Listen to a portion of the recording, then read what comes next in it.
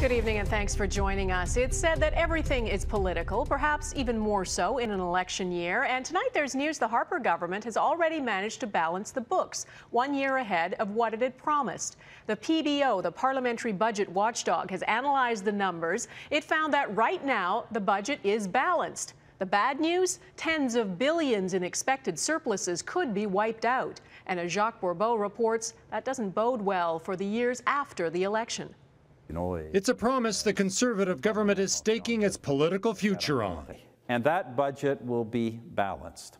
According to a new report by the Parliamentary Budget Office, it looks like the Conservatives are going to keep that promise.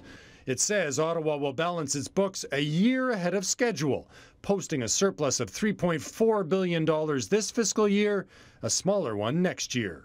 It's not a surprise to a former Deputy Minister of Finance who appeared on Global's The West Block. The political message from this government is we are going to eliminate the deficit.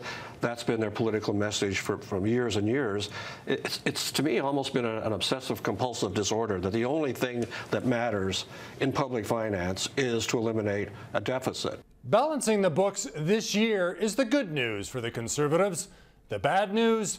The Parliamentary Budget Office says Ottawa will be back in the red by 2017, and that $30 billion in surpluses predicted last year have evaporated. The culprits, according to the PBO, are lower oil prices, lower EI premiums taking effect in 2017, and billions of dollars in family tax cuts.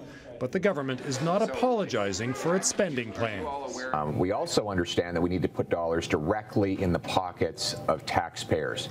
They're the ones who generate economic growth and jobs. And don't give me this thing about something came up. In the past few years, the Conservatives have gotten a lot of flack for cutting spending. For example, closing some Veterans Affairs offices. Nothing! This is what we are. Nothing! The PBO says this restraint underlies much of the government's budgetary success. But the PBO also says it's concerned that EI premiums are higher than necessary, allowing the Conservatives to use the extra cash to pay for their election-friendly tax cuts.